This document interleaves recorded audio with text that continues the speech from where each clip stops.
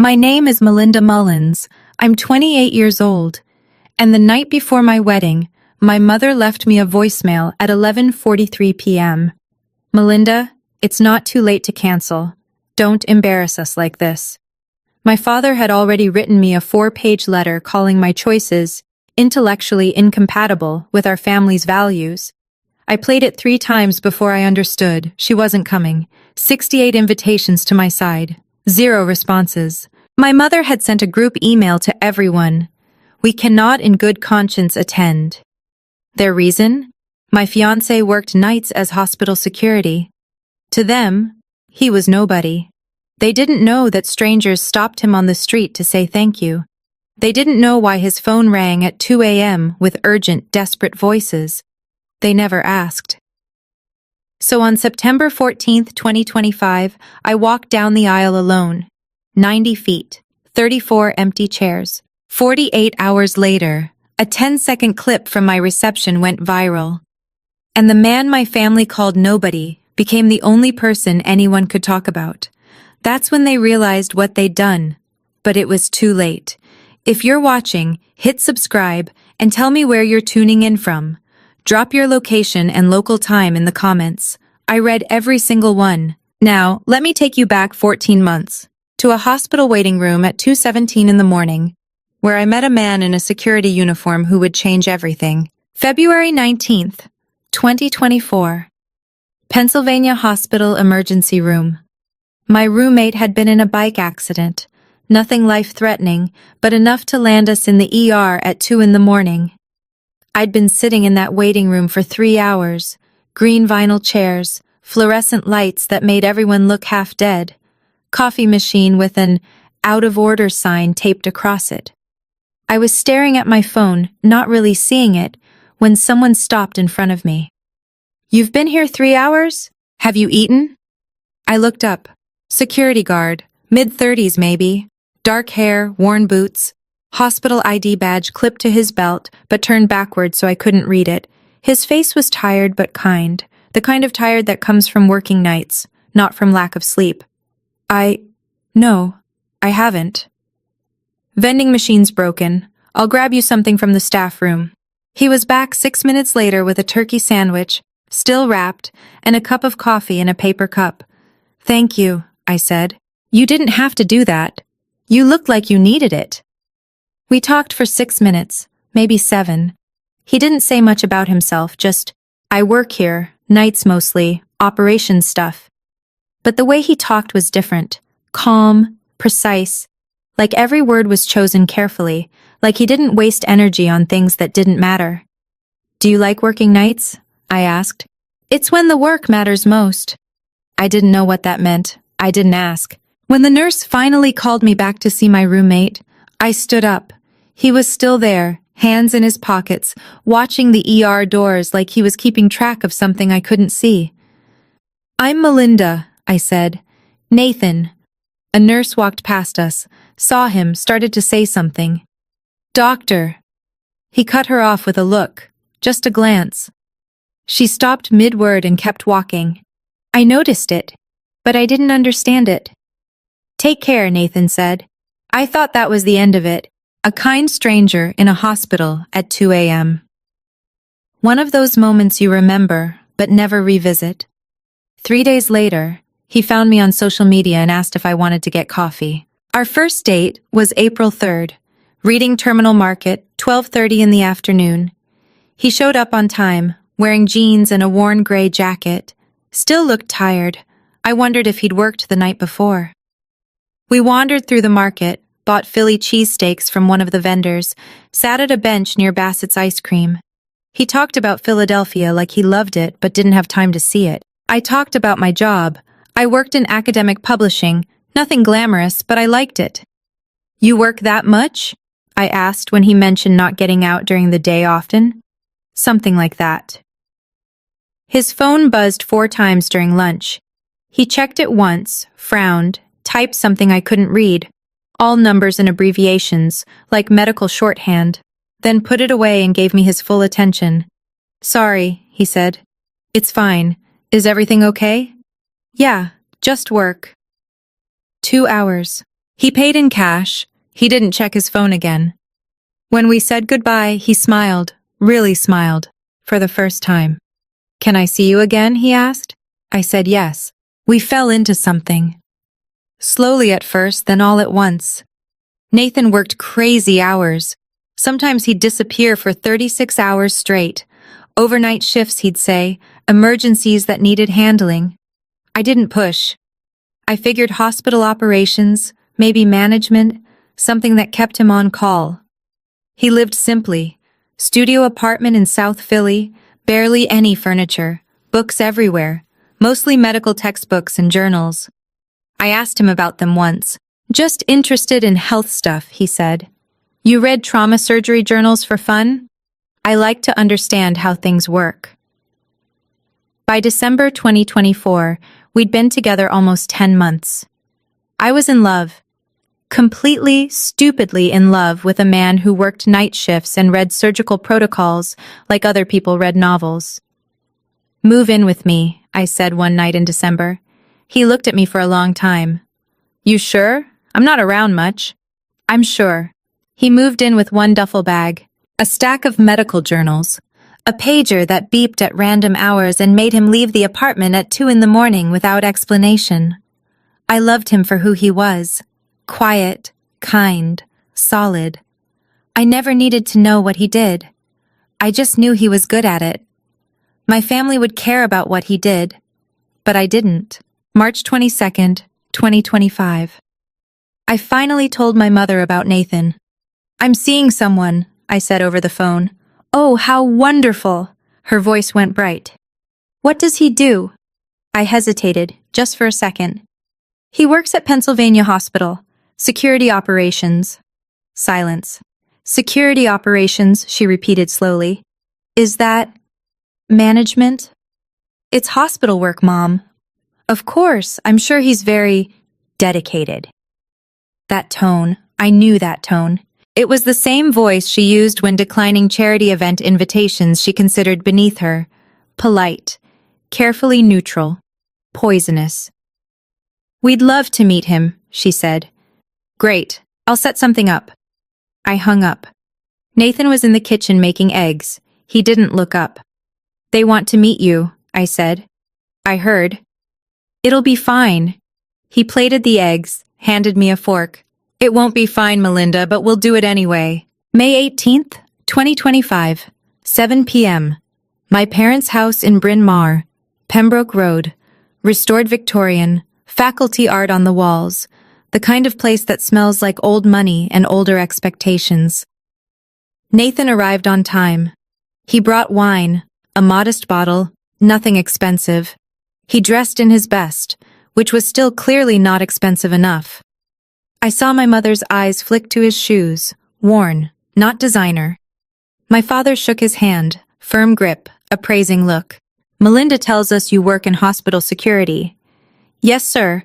Operations and safety protocols." "And your educational background?" "State University, scholarship." My mother smiled. It didn't reach her eyes. Dinner was excruciating. My parents talked about tenure, publications, sabbatical plans in Provence. Nathan listened. He didn't try to impress them. He answered questions politely. He didn't play their game. Halfway through dinner, our neighbor, Professor Adelaide Winters, mentioned her son's health issues, dizziness, balance problems. 3 doctors, no answers. Nathan set down his fork. "Sounds like vestibular neuritis, not vertigo. Has he seen an ENT?" The table went quiet. "How did you know that?" my mother asked. "I work in a hospital. You pick things up." He didn't elaborate. He went back to his meal. My mother stared at him for 3 seconds. Then she changed the subject. Dinner ended at 9:30. We drove home in silence. I felt the weight of what had just happened pressing down on both of us. At 10:43, my phone lit up. "Mom, we need to talk about your future. Call me when you have a moment. This is important." Nathan reached over and held my hand. He didn't say it would be okay. He knew it wouldn't. June 3rd. My father's letter arrived. 4 pages. Typed, single-spaced, on his University of Pennsylvania Economics Department letterhead. I read it twice before I could breathe. We raised you to value education, discourse, and intellectual partnership. We worry that a marriage built on such disparate foundations will not weather the challenges of time. This isn't about love, it's about compatibility of life paths. Nathan seems like a kind man, but kindness alone cannot bridge the gap between your world and his. We say this because we love you and want you to have a partner who can meet you where you are, intellectually, socially, professionally. Please reconsider this path before it becomes too difficult to turn back. The word disparate appeared 3 times. I called Nathan. He was at work. I could hear the sounds of a hospital in the background. Beeping monitors, distant voices. My dad sent me a letter. What did it say? I told him. All of it. He listened without interrupting. Do you want to marry me? He asked when I finished. Yes. Then we get married. That was it. No anger, no defensiveness, just quiet certainty. I loved him more in that moment than I ever had before. June 10th. My mother invited me to coffee. Rittenhouse Square. 3 p.m. I showed up thinking we'd talk. Maybe argue. Maybe find some middle ground. She'd brought someone. Melinda, this is Dr. Trevor Ashford. His mother and I serve on the board together. Trevor, this is my daughter. Trevor stood, smiled. Penn Med badge clipped to his belt like a trophy. Pediatric surgeon. Ivy League everything. Summers in Maine. Perfect pedigree. I sat down because walking out immediately felt too dramatic. I lasted 11 minutes. Trevor's family has a house in Bar Harbor, my mother was saying. You'd have so much in common. I'm engaged, Mom. You're not married yet. I stood up, left my coffee untouched, walked out. My mother didn't follow me. That's when I knew they weren't going to stop. The family group chat exploded, 23 unread messages by the time I checked that night. Aunt Patricia. Has anyone actually met this man? Cousin Emily. I heard he works security, like night shifts. Uncle Douglas. Well, Melinda always was independent. My brother, I'll call him Andrew, didn't write in the chat. He posted on Instagram instead. A photo of a sunset. Caption. Sometimes you just have to watch people make their own mistakes. 340 likes. Comments from family friends. I left the group chat. My mother added me back. I left again. Nathan came home at 2:14 in the morning. His phone had rung at exactly that time. I'd woken up to hear him answer. Cross, 2 minutes. His voice changed when he answered those calls. Sharp, focused, all business. How long? Okay, intubate if sets drop below 88. I'll be there in 12 minutes. He was dressed and out the door in under 3 minutes. I heard the car start. He came back 6 hours later, exhausted. There was blood on his shirt cuff, just a small spot, barely visible. He saw me looking. Rough night, he said. I didn't ask. But I wondered. Security guards don't usually have blood on their cuffs. Security guards don't give orders about intubation. I pushed the thought away. July 22nd. I picked Nathan up from the hospital once, 6:15 p.m. He was standing outside the main entrance in scrubs. I'd always assumed hospital security wore scrubs sometimes. Seemed normal. A nurse walked past, saw him, stopped. Dr. Cross, the family in Bay 3 wants to thank you before they leave. Tell them I'll stop by. She nodded and walked away. I stared at him. That nurse called you doctor. She's new, probably confused the badge system. His hospital ID was flipped backward on his belt. I couldn't see what it said. I almost pushed, almost asked him directly. Then I saw how tired he was. Dark circles under his eyes, the kind of exhaustion that goes bone deep. I let it go. I wish now I'd asked. August 12th, 2025. I sent 68 invitations to my side of the family. Beautiful cream cardstock, calligraphy addressing. Each one cost $4 to print. I addressed them by hand. Parents, brother, aunts, uncles, cousins, my mother's faculty friends, my father's department colleagues, family friends I'd known since childhood. RSVP. Deadline. August 28th. Nathan watched me seal the envelopes. "You don't have to invite them," he said. "They're my family." "Okay." He didn't argue, but I saw it in his eyes. He knew what was coming. August 20th, 3:22 p.m. My mother sent an email. I wasn't on the recipient list. She didn't CC me. I found out because my cousin Emily forwarded it to me 2 hours later with the message, "UTF, is this?" Subject: We cannot in good conscience attend. Dear family and friends, after much painful deliberation, we must inform you that we will not be attending Melinda's wedding on September 14th. We love our daughter deeply, but we cannot in good conscience support a marriage that represents such a significant departure from our family's values and expectations. We hope you will understand and respect our decision. With regret, Catherine and Lawrence Mullins.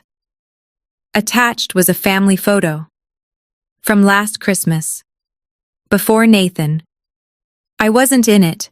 I'd skipped Christmas that year. I read it 4 times. Then I called the caterer. "I need to cancel 68 seats." She paused. 68? Are you sure?" "I'm sure." "I'm so sorry," she said quietly. I hadn't expected kindness from a stranger. I cried in my car for 20 minutes after I hung up. August 28th, RSVP deadline. 0 responses from my side. Not one. Some people had opened the invitation. I could see read notifications on the emails. They just didn't respond. Others never opened them at all. My brother didn't send his invitation back. He didn't write. He didn't call. Nothing. September 3rd, I met with the venue coordinator at Fairmount Park Horticulture Center. "We need to adjust the seating," I said. She pulled up the floor plan, capacity for 150. We'd planned for 82 from Nathan's side, 68 from mine. "How many seats should we remove from your side?" she asked gently. "All of them. Leave the chairs. Just leave them empty." She looked at me. "We could shift Nathan's guests to make it look more balanced." "No. Leave the left side exactly as is. 34 empty chairs. I want to see it." She looked at me like I was punishing myself. Maybe I was, but I needed the truth to be visible. September 13th, 2025. The night before my wedding. My phone was silent. No call from my mother. No text from my father. My brother's Instagram was full of his usual posts, gym photos, food, sunsets. Nothing about me. Nothing about tomorrow. Nathan came home from an overnight shift at 11:47. Found me on the couch staring at my phone. He sat down beside me. Didn't say anything. Just took my hand.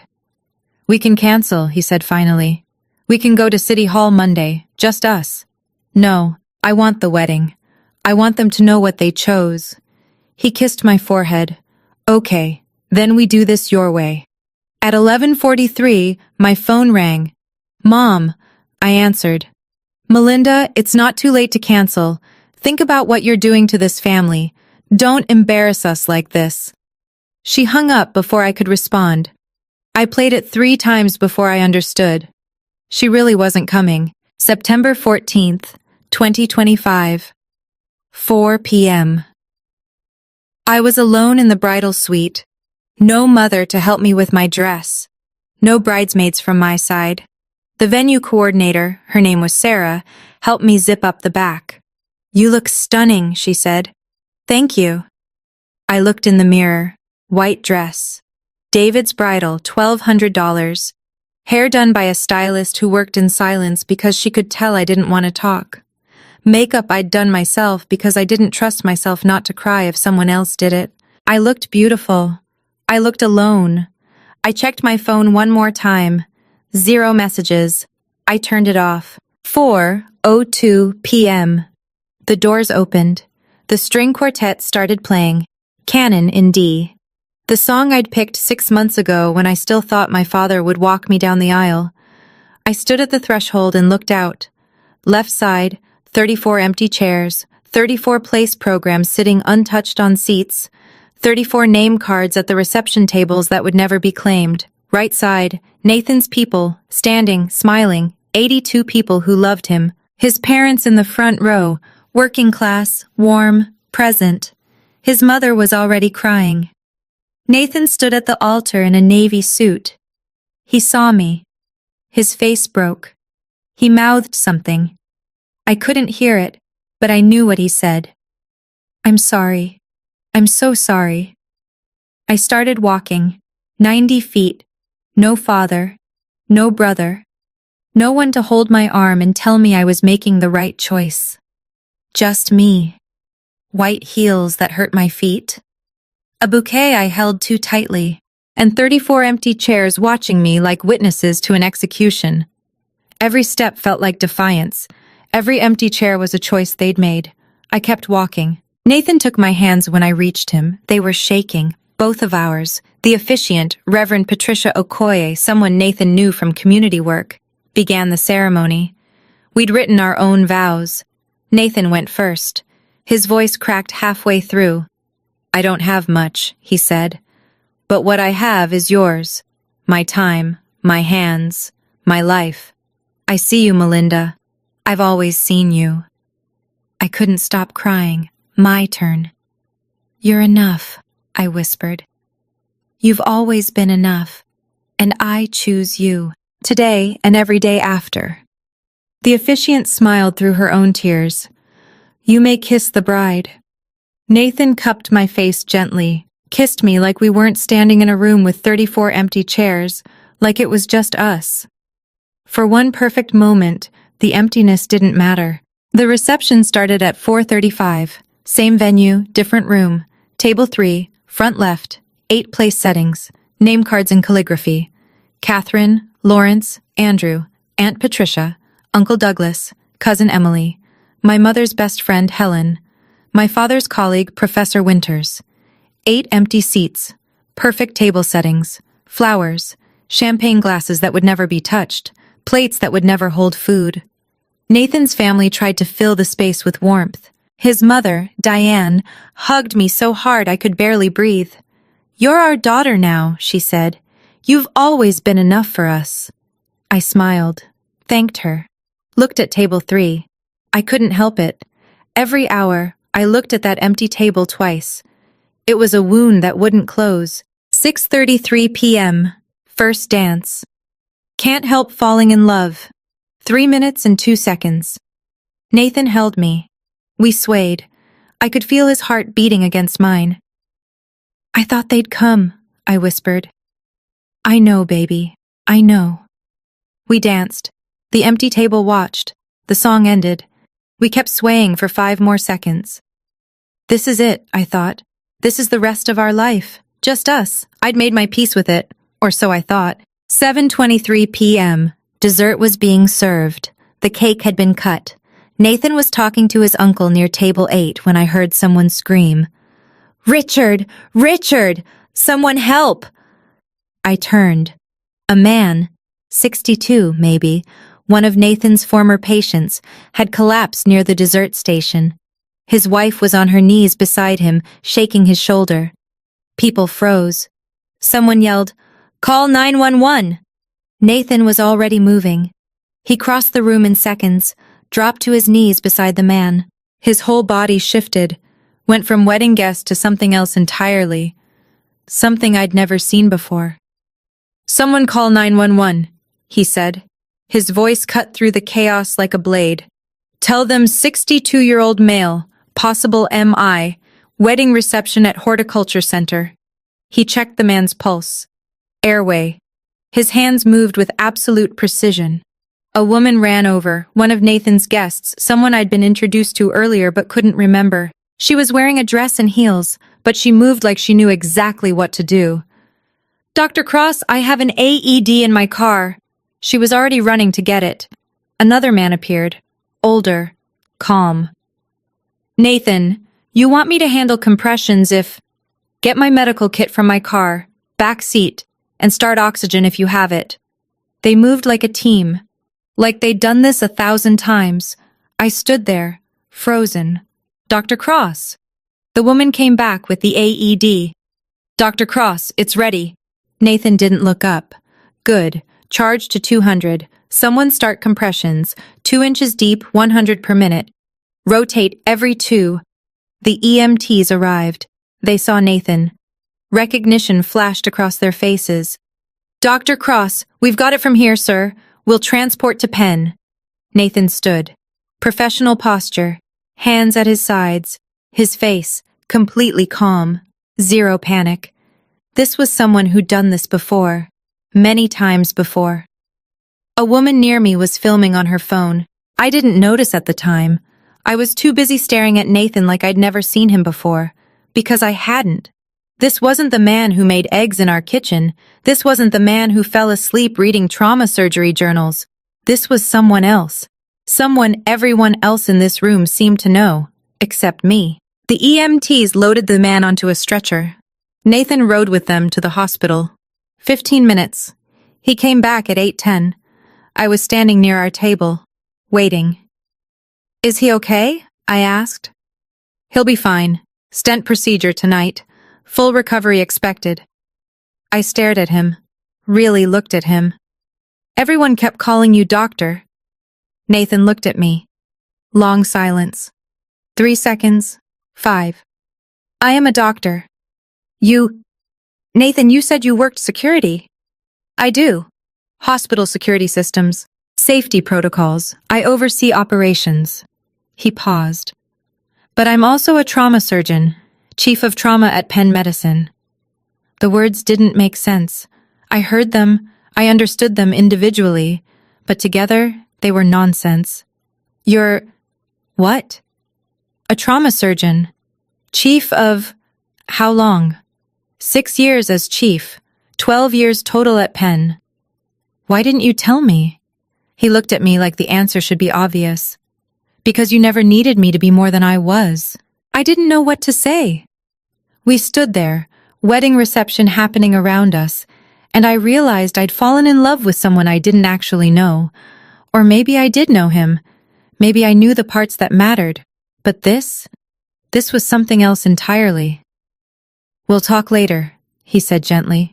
Right now, we have a wedding to finish. He took my hand, led me back to the dance floor. I followed. Because what else was I going to do? We left at 11 p.m., exhausted, overwhelmed. We didn't check our phones. We just went home, fell into bed, and slept. We had no idea what was happening online. Amy Palmer, the daughter of the man who'd collapsed, had posted the video at 8:04 p.m. 10 seconds of shaky vertical phone footage. Nathan kneeling, the nurse running over with the AED.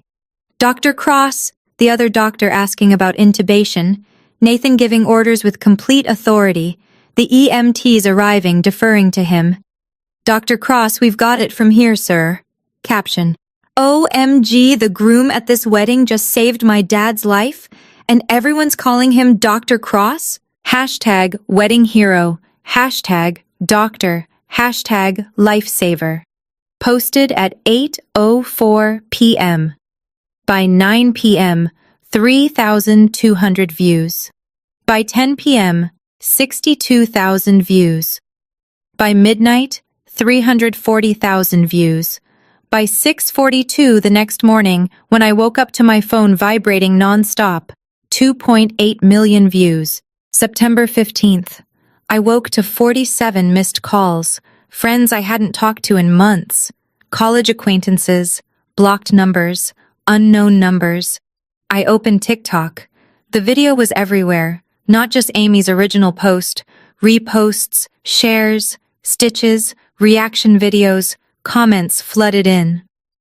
Wait, that's Dr. Nathan Cross from Penn? He's a legend in trauma surgery. He did my sister's emergency surgery in 2021, saved her life, best surgeon on the East Coast. The Cross protocol is taught in med schools now. This man is brilliant. I scrolled, kept scrolling, hundreds of comments, then thousands. Twitter was worse. Hashtag Dr. Cross was trending, number 3 in Philadelphia. I shook Nathan awake. Nathan, wake up. It's everywhere. The video is everywhere. He sat up, looked at my phone, then his. His face went pale. Oh no. By 10:22 a.m., Penn Medicine had released a statement. Dr. Nathan Cross has served as Chief of Trauma Surgery and Medical Director of the Philadelphia Trauma Network since 2019. His contributions to emergency medicine, including the Cross Protocol for multi-trauma assessment, have saved countless lives. We are proud to have him as part of the Penn Medicine family. The statement was picked up by Philly.com, NBC Philadelphia, the local ABC affiliate. Medical Twitter amplified it. Residents who'd trained under Nathan, nurses who'd worked with him, attending physicians who'd collaborated with him. By 2 p.m., Dr. Nathan Cross was trending nationally. My phone wouldn't stop ringing. I turned it off. The comments kept coming. I made the mistake of reading them. Dr. Cross saved my daughter after a 4-story fall in 2023. We owe him everything. I was a trauma resident under Dr. Cross. He's the best teacher and surgeon I've ever known. My brother coded twice during surgery. Dr. Cross brought him back both times. My brother just turned 30 last month. He's alive because of this man. Over 400 patient testimonials in the first 24 hours. Reddit thread on r/Philadelphia, 3,200 plus upvotes. Facebook shares, 18,000 plus. I sat at my kitchen table and cried. I had no idea. I had no idea who I'd married. Or maybe I did. Maybe I'd known all along and just hadn't had the words for it. My mother started calling at 1 p.m., 11 calls between 1 and 4:30. My father sent an email at 2:47, subject line, urgent, family matter. I didn't open it. My brother sent an Instagram DM at 3:15. Melinda, I didn't know. I swear I didn't know. I'm so sorry. I read it, didn't respond. September 16th. My mother's world started crumbling, faculty colleagues asking questions. Catherine, I saw a video. Is that Melinda's husband? The trauma surgeon? UPenn Economics Department Lounge. Whispers. I had no idea her son-in-law was Nathan Cross. He spoke at our medical ethics symposium last year. Brilliant man. Private school board meeting. My mother walked in. Awkward silence. Everyone had seen the video. Country club tennis, her regular partners asking pointed questions. The carefully constructed world she'd built on appearances, on connections, on status, was collapsing. And everyone was watching. September 17th, 9:22 a.m. Someone leaked my mother's email. A distant cousin, maybe Aunt Patricia's daughter. Someone with a guilty conscience. Screenshot posted to Twitter. Full text visible, subject line, signature, timestamp. We cannot in good conscience attend. 68,000 retweets by end of day. Comments were savage. Imagine boycotting your daughter's wedding because her husband saves lives for a living. This email is going to haunt them forever.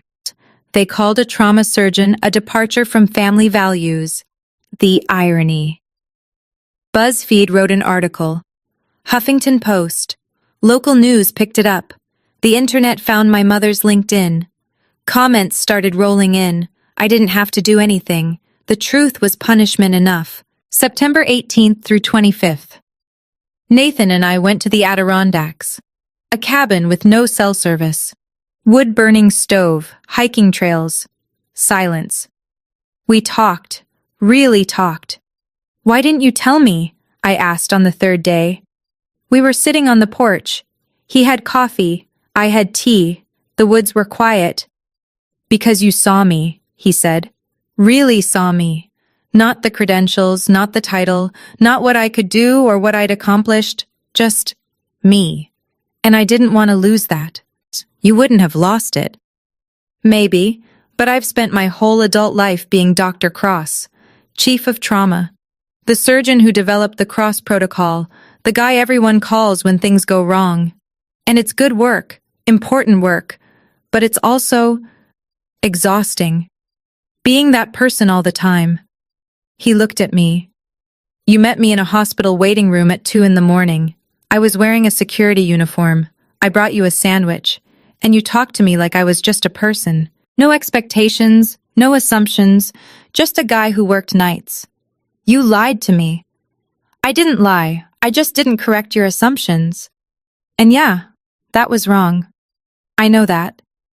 But Melinda, for the first time in my adult life, someone loved me for who I was, not what I could do. And I wanted to keep that, even if it was selfish. I didn't say anything for a long time. I'm still angry, I said finally. I know. But I understand. He reached for my hand. We sat there until the sun went down. September 24th, we drove back to Philadelphia. I turned my phone on. 340 missed calls. I turned it off again. October went by in a blur. The viral video eventually died down. New scandals, new heroes, the internet moved on. But the fallout for my family didn't stop. My mother's charity board positions became uncomfortable. Questions about judgment, about values. My father's department colleagues didn't say anything directly, but the whispers persisted. My brother kept his distance. They tried to reach out. Emails, calls, letters. I didn't respond to any of them. Nathan went back to work. 80-hour weeks, trauma surgeries, teaching residents, running the trauma network. I went back to work too. My colleagues had seen the video. They didn't know what to say, so they said nothing. Life moved forward. But something had shifted. I couldn't go back to before I knew who Nathan really was, before my family showed me who they really were. Everything was different now. November 8th, 2025. 7:12 p.m. My phone rang. Mom. I almost didn't answer. My hand hovered over the decline button. I answered. Melinda. Her voice was shaking. It's your father. He collapsed at a faculty event. They're taking him to Penn Presbyterian. It's his heart. They're saying, Melinda, please come. I need you. She was crying. I looked at Nathan. He was already grabbing his keys. Let's go. We arrived at 8:20, Penn Presbyterian ER waiting room. My mother was there, cashmere coat from the faculty event, makeup running, hands shaking. She saw me, broke down. Melinda, I know you hate me. I know what we did was... Mom, not now. Where is he? We sat, waited. Other faculty colleagues in the waiting area. They recognized me, looked away quickly. My mother and I didn't speak. At 9:15, a nurse came out. Mrs. Mullins, your husband is in surgery. Doctor Cross is operating. My mother's face went white. Nathan? The nurse nodded. Yes. Dr. Cross is chief of cardiothoracic on call tonight. Your husband's in the best hands. My mother collapsed into a chair. I sat across from her. We didn't speak for 90 minutes. Finally, she whispered, The man we... Oh God, Melinda, what have we done? 11:47 p.m. The OR doors opened. Nathan walked out, still in scrubs, exhausted, professional. Mrs. Mullins. Melinda, your husband is stable. We performed an emergency coronary bypass. He's going to be okay. My mother stood, tears streaming down her face. You saved him? We did our job. He'll need cardiac rehab, lifestyle changes, but prognosis is good. Nathan, her voice broke. After everything we did to you, after what we said, and you still... Mrs. Mullins, I'm a doctor. I took an oath. I don't pick and choose who deserves care. He said it gently, but firmly. My mother sobbed. Nathan looked at me. I saw the exhaustion in his eyes, and something else. Sadness. Not for himself, for me. November 9th. 10:08 a.m. My father woke up in ICU. Room 4. The nurse told him what happened. who saved him. He asked to see Nathan. Nathan came, briefly, between rounds, 6 minutes. "I was wrong," my father said. His voice was weak, machines beeping around him. "So completely wrong. I don't know how to—" "Mr. Mullins, focus on recovery. We can talk about the rest later." "I called you nobody." "Yes, you did." My father's eyes filled with tears. "I don't deserve your forgiveness." "No, you don't. But that's between you and your daughter. My job was to keep you alive. I did that." Nathan left. My father stared at the ceiling. He would live, but he would carry this for the rest of his life. November and December. They tried to reconnect. All of them. 8 emails from my mother, 3 handwritten letters, 12 voicemails from my father once he was discharged. My brother texted on November 15th. "I miss you." My mother's 5-page apology letter arrived November 20th. There are no words adequate to express our shame. We judged a man by his job title and missed his character entirely. We abandoned our daughter on the most important day of her life.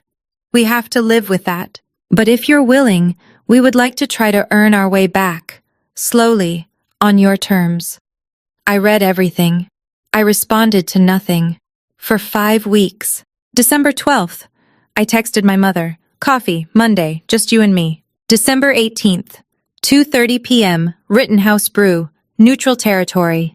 My mother ordered tea, didn't touch it. I ordered coffee, drank half. 32 minutes. She apologized, cried, didn't make excuses. For once in her life, she didn't try to explain it away. I listened. Then I laid out my terms. No normal relationship, not yet, maybe not ever. No holidays together, no unsolicited advice about my life, no expectations that we move past this. And you will respect Nathan. Always. Those are the terms. She nodded. I understand. She didn't ask for more. That was the first thing she'd done right in months. December 25th. Christmas. My parents invited us. Big family dinner. Everyone would be there. I declined. We spent Christmas with Nathan's family, South Philly, row home. 14 people in a small house. Nathan's mother made too much lasagna. His father watched football. Their dog, Chester, stole food off the counter. It was loud, chaotic, warm. It felt like home. My phone buzzed at 6 p.m. Mom, Merry Christmas, we miss you. I read it, didn't respond, not yet. December 31st, 2025. Nathan and I stayed home, quiet, champagne. We talked about the year, everything that had happened, everything that had changed. Do you think I should forgive them? I asked. I think you should do whatever lets you sleep at night. We watched fireworks from our window. The Philly skyline lit up. New year, new boundaries, new life. The clock struck midnight. I kissed Nathan. I chose this. Every day, I chose this. People ask me if I forgave my family. I didn't. But I didn't need to. Forgiveness isn't required for peace. Boundaries are. My family made their choice. They chose status over character, appearances over love, pride over their own daughter. I made mine. And the man they called nobody, the rent-a-cop they couldn't be seen with? He was everything. He saw me when I had nothing to prove. He loved me when I was just Melinda, not Melinda from the right family with the right credentials. He saved my father's life after my father spent months trying to destroy our relationship. That's who Nathan Cross is, not chief of trauma surgery, not the doctor who pioneered the Cross protocol, not the surgeon who saved 3,000 lives. Just Nathan, the man who brought me a sandwich at 2 a.m, the man who held my hand when my family abandoned me, the man I walked toward down that 90-foot aisle, past 34 empty chairs, choosing love over everything else. I learned something that year. Some wounds don't heal. Some do. Some just leave scars. And that's okay. I chose the man who saw my worth before the world validated it. That was enough. That's my story. And I'd do it all again. If you made it this far, drop a comment. Tell me, would you have forgiven them? Would you let them back in after everything? I want to know what you think. And if this story meant something to you, subscribe. I read every comment, every single one. Thanks for listening.